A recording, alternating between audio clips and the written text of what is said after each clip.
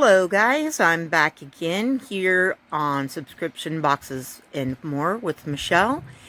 And as you can see, I am going to be making a card with a shaker card with the stuff that I showed you in the previous video from Peachy and Jillibean Soup being the company that makes the shaker card bases and card shaker windows and even the add-ins for inside the shaker. So with that, you can see I'm going to do the tea, or in my case coffee cup, and here are the papers that I've chosen. I chose this particular paper. It kind of gave me a 50s vibe and kind of like a old kind of old-time diner kind of vibe. I don't know why, it just did. And to complement that, because I only have a small piece and couldn't do the whole front, we have a peach shimmer cardstock here that's a little dim. I don't think you can see the shimmer. Yeah, you can. There you go. It's a little bent up, and it was in my scrap box because of that. And but I think that goes well with the peach in this square motif here, and then this brown that matches with that, and we have a sort of an off-white vanilla kind of cardstock here that I intend to cut a small piece and ink up to put whatever I'm going to write on the outside of the card, write or stamp or whichever I decide. So here is what we are starting with. And I'm sorry I'm doing the filming by myself, but my daughter got called away. We got started, as you can see, and she got called away, so we had to stop, and that was on her phone, and because I'm impatient, here we are on my phone starting over. Alright, so because my piece of motif paper here was not large enough, we are going to cover the bottom part of the card, and the reason we're doing that is there's not a lot of room here to put my sentiment, so I thought I would put the sentiment at the top. So we're putting this at the bottom, and I've scored it so I knew that my paper would hold still when I turn it, and I can line it back up. This was just how I'm doing it. You can do it your way. And sorry, I can't line it up real well with one hand. Regardless, so I knew where to do my cutout. I want a little portion of the shaker window to show the, quote, wall behind it, because it should have a hole so you can hold on to the cup. So I'm going to put this little piece here in this, in here on the backing paper that I'm going to make to be the color of the actual cup.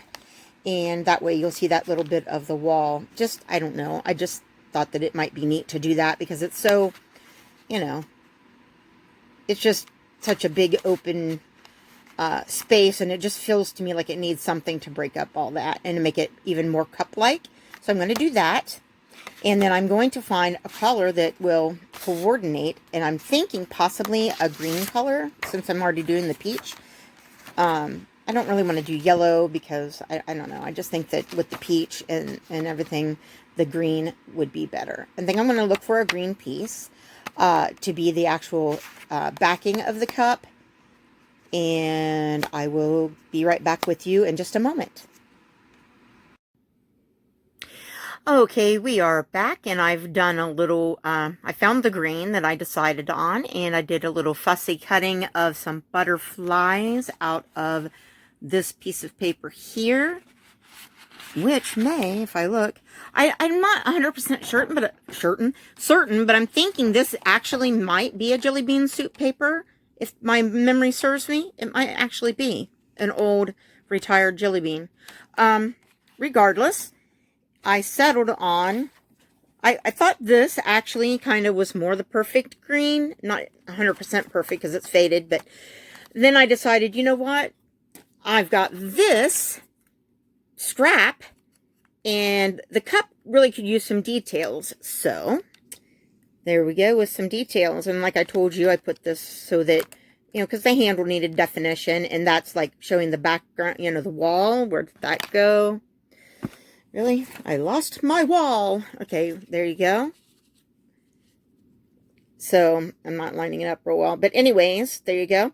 I fussy cut out these two butterflies, and I used this to give some definition, you know, some decoration, not definition, to the cup. And so there you go. And here in a minute, I am going to glue. That is on a background. It's not glued down yet because this has to go. I got to glue the butterflies where I want them, but then the loose pieces, whatever I decide I'm going to use on the glitters, like I'm going to use some of these butterflies and some of the different glitter that will, and gems and things that'll complement. Let's see, like, yeah, like maybe these are green, and we got pink somewhere. That's very pink, isn't it? But, you know, it's not too bad next to that. And we have the brown and the yellow. I think we're going to go with these. Sorry, I'm off. I'm not sure I was in frame for any of that. I apologize. But see, we have some colors here, and I had, where did my butterflies are underneath? There's those. And we have some glitter pieces and things. So we're going to fill up that cup to whatever depth I decide is right for this card, and glue that all together. And I will be back in just a moment with the next steps. All right, we're back. I glued in my butterflies and the cup decorations there, and I did a little pin work. Don't know how well you can see it. It's in gold. Of course, you can see it on the butterflies, but I also, to take away the white edging, I did it on these pieces, and I did it around this as well. So now the cup has some gold gilding, and to give it, it kind of looked like it was just sort of floating in space there. It looked kind of weird, so I did like sort of the edge of the cup. Don't know if I should have or I shouldn't have, but it's there now. Now what we are doing is we are taking a unused dryer sheet, and because of its anti-static properties for clothes, it also is pretty good at helping with static inside your shaker card for your glitter. But I'm telling you, these little foam balls right here, yeah, those really want to stick. So let's wipe this down really good and make sure we get all the edges so they don't stick there. I mean, they're going to still stick a little bit. Static happens, but I'm trying to really wipe that down. Now, what I need to do on top of that is wipe it with something to take the smears off a little bit without taking too much of that anti-static coating off. All right. Hopefully when we turn it, it's a clear window now. Kind of looks like it. I hope I didn't take too much of that coating off. Now I've measured my little bits into this one, and hopefully I can put it into this one from there. And then you're going to see what I'm talking about that static. So I've got to try to get those to come loose and go into this one. Probably going to lose some, but, and I counted them out precisely because I'm OCD like that. All right, maybe we won't lose anything. Hopefully not. Because later down the road, that would drive me nuts when the numbers aren't right. I know, don't count them, but I will. All right. So here's our back to our cup. And we need to take... I might ought to have done this first because now it's going to possibly have things flying. But I need to get underneath this backing here, this release paper is what it's actually called, and expose that adhesive. And I've gone around my piece. Oops, hey now, don't you try to get away, little Bolly. All right. So that hopefully I can line this up and get it where it needs to be. Maybe if I hold my breath really good. Flip it over, and then I have just a little wiggle room, I hope. Oh, hey, where are you going? Now? Guys, we did not plan this real well, did we? All right, so that didn't work. All right, I'm going to try to push this stuff. Get back. I'm going to try to push this stuff back into the center of the cup. And I'm not on a real flat surface. Maybe that'll help. Maybe it'll hinder. I'm not sure. Because I'm pretty sickly, most things, and I have very little space. That's the other issue. I do most things from my bed. And hopefully when the recording stuff gets here, hopefully we are able to carve out a little space where I can do it on a different table, on a flat surface, in a chair. That's the plan. But right now, this is what we have. So please, I do apologize. Please bear with me. I'm sorry, I'm trying to focus here. And my weird filming setup. Alright, where's the regular glitter? You had it. Do you know where it is? The fine glitter? You can pause. Go ahead and pause for a second. Oh, nope, we don't need to. Alright. So I have some really fine, micro-fine glitter here that I want to put. I wish I had some chunkier glitter, but it has flown the coop. Possibly attached to a grandchild. Possibly. Now, we wouldn't want to blame those angel babies for things, would we? Alright, so just a little bit, just to give it some shimmer and shine. And drop the... Oh, no, no, I have glitter in my glue. I didn't want glitter glue. Alright, well, that's going to be an issue. We may have to get another... Let me see if I can get the glue exposed enough. Otherwise, our stuff will escape its boundaries right there. Come back! Hopefully, I put some Eileen's tacky glue over that. I'm hoping... Now, it wouldn't work if it was just the plastic, but I'm hoping that because of the glue that was already there, the double-sided tape, and the added... Sorry. Excuse us. Yes, people, this is real television. This is real life. All right. Hopefully, the added texture of the glitter and things will help that Eileen's stick to that, because we don't have more of these. We don't have enough of these to waste. And I have very numb fingers, and I drop things all the time. Now, the trick is to get it lined up properly, well, and not,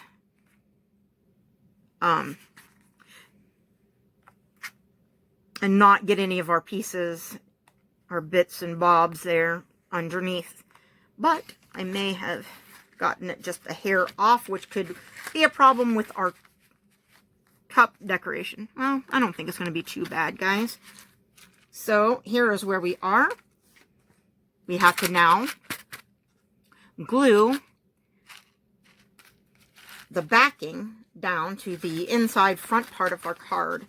Now, we could go with the green on this side as well. If I have a piece, I will. If I don't have a piece, I guess it'll stay white. And we'll be back with you as soon as we glue that down. And we are back, and I apologize. We thought we were recording, and somehow the phone had shut off, and so you didn't get me doing the front, decorating the front of the card. But you can see what I did. I layered the papers I wanted to use. I took this cream piece, and I inked around the edge with this Adirondack espresso ink in the earth tones. And I didn't have a stamp that said it's always coffee o'clock, so I wrote that on there.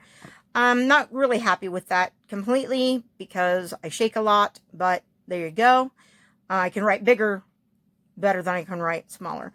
Washi tape here, and took some of those butterflies from in there and popped those on there and inked this one and gave them a little bit of personality. And then you've got your shaker here. Now, mine's a little fuller than I should have gone, but you know, it looked different in the other one that wasn't attached. But you know, you can shake it around, you can see all the doodads, and you can still see the stuff behind it. But I do want to show you something. Oh, and I didn't do the green on this side. I think I'm going to leave it that way.